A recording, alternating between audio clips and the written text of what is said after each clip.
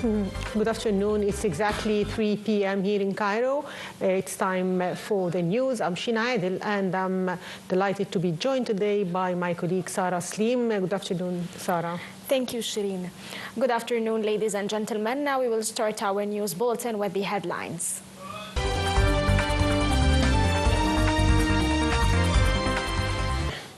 Presidential spokesperson Ambassador Mohammed Al-Shinawi said that President Fattah al-Sisi received on Tuesday Minister of Defense and Military Production Lieutenant General Abdel Majid Sakr.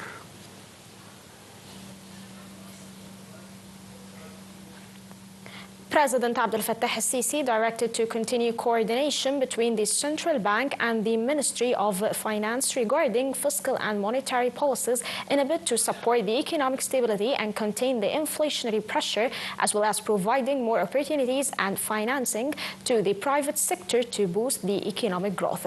The President's remarks came during his meeting with Prime Minister Dr. Mustafa Madbouli, Central Bank Governor Hassan Abdullah, and Minister of Finance Ahmed Kujak.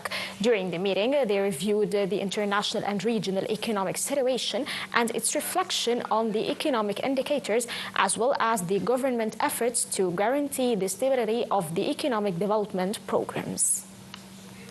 Syria's authorities confirmed the appointment of Morhaf Abu Qasra, the defense minister, in the new interim government. A statement carried out by the official news agency said that the appointments were part of efforts aimed at development and modernization of the military in order to guarantee security and stability.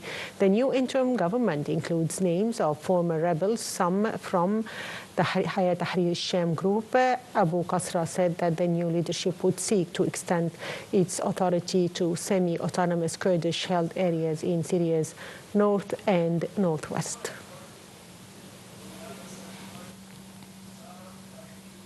Defense Minister Sébastien Lecornu said Tuesday that French aircraft have bombed Daesh terrorists' positions in Syria in the first such strike on the country's soil since the fall of Bashar al-Assad.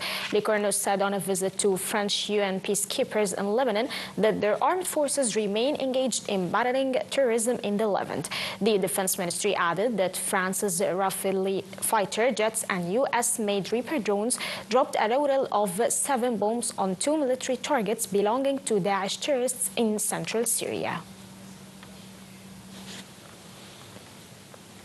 The Israeli occupation forces said it intercepted 2 projectiles fired from northern Gaza, where Israeli occupation press are on with their offensive. Earlier, Israeli forces launched an assault on northern Gaza's last major health facility, which left the vital facility out of service and emptied of patients. Health authorities say 45 patients and wounded have been evacuated for treatment outside Gaza Strip. According to the territory's health ministry, Israel's war in Gaza has killed more than 45,500 people, over half of them women and children. Israel's occupation, bombardment, and ground operations have displaced some 90% of Gaza's population of 2.3 over multiple times. Vast areas are in ruins with critical infrastructure destroyed.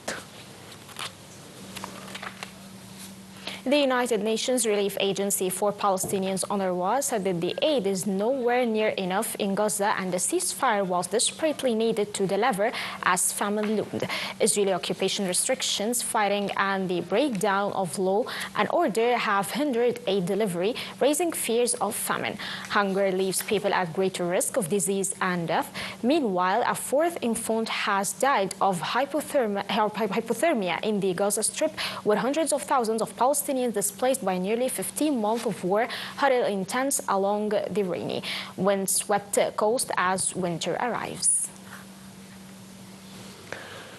And Israeli occupation said it intercepted a missile fired toward the country by Yemen's Houthis, setting off sirens late overnight in central areas, including Tel Aviv.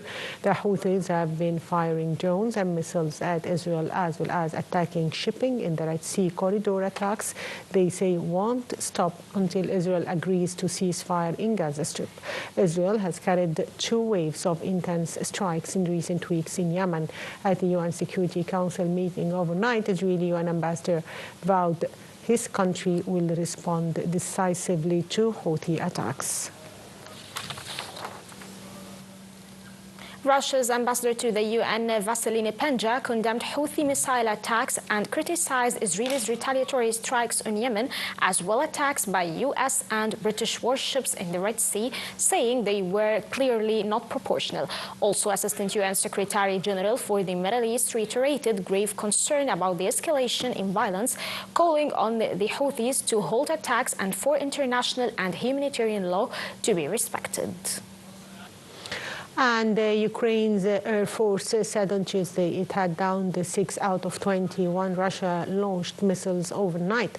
Russia used 40 drones to attack the country, the Air Force said on Telegram. Air defense units shot down 16 of them and 24 more failed to reach targets. Ukraine and Russia carried out a new exchange of prisoners of war overnight, with the two sides bringing home a combined total of more than 300 former captives. Ukrainian President Volodymyr Zelensky and Russia's Defense Ministry said that Kiev brought home 189 former captives, while the Russian ministry said 150 Russian servicemen were returning home. The Russian ministry said the captives had been released in Belarus and would be transferred to Russia.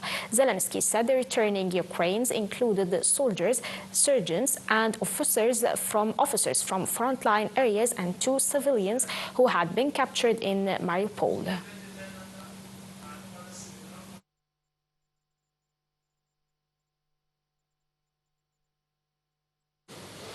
UN Human Rights Chief Volker Turk said Tuesday that Afghanistan governing Taliban authorities must reverse their ban on Afghan women working for NGOs. He said that since Taliban returned to power in August 2021, women have been progressively erased from public spaces, prompting the United Nations to denounce the gender apartheid the administration has established. Turk also said that he is deeply alarmed at the recent announcement by the de facto authorities in Afghanistan that non-governmental organizations' licenses will be revoked if they continue to employ Afghan women.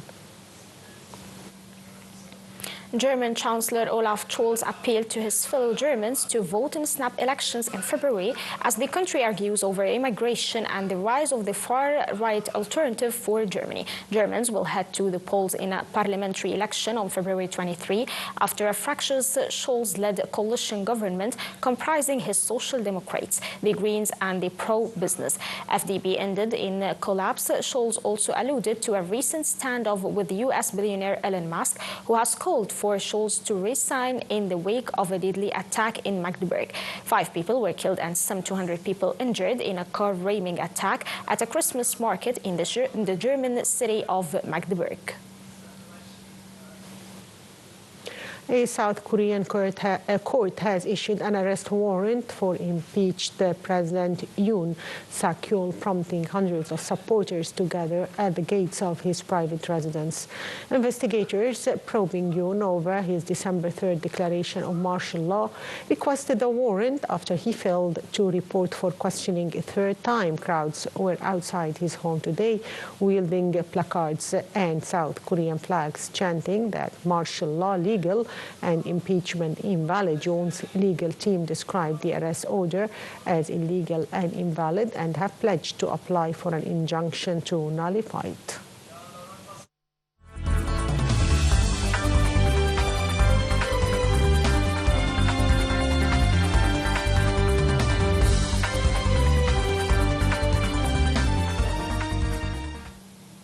Moving to the economic and business sector, Prime Minister Mustafa Madbouli asserts the government continues working on all files concerned with elevating and upgrading the economic development. Madbouli reiterated that the government adopts a precise plan to create on investments, a tracking economy, praising rates of Egyptians abroad currency transfer that came as a result of flexible exchange prices. These comments came as Prime Minister Madbouli meets the Ministerial Economic Group, in which he reviewed a number of economic files. And Minister of Planning, Economic Development and International Cooperation Rania Al-Mashad asserted that the economic development policies and remarkable improvement of economic activities boosted the rate of local production in the first quarter of financial year to 3.5%. This came as results of economic performance are announced for the year 2024-2025. European stocks looked on course for their worst quarterly showing in more than 2 years on Tuesday as uncertainty around interest rates and the Trump administration's policies halted a rally that had pushed several markets to record highs this year. The pan-European stock 600 edged up 0.1% on the final trading session of the year, but was on track for a quarterly decline of 3.4%, its biggest since July 2022.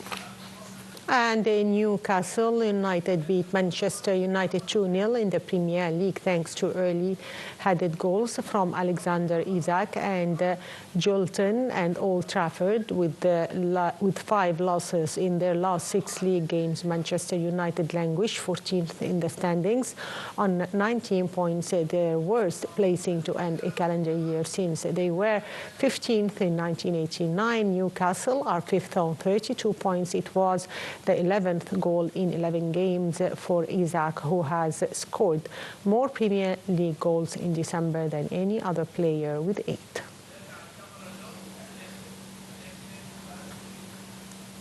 And by that, dear viewers, we come to the last news item in our bulletin for today. I'm Shireen Adel, and I'd like to thank my colleague, Sarah Slim. Thank you, Sarah. Thank you, Shireen. It was a pleasure to be with you today. Thank you, ladies and gentlemen, for watching, and stay tuned for the coming updates on the top of the hour. Thank you.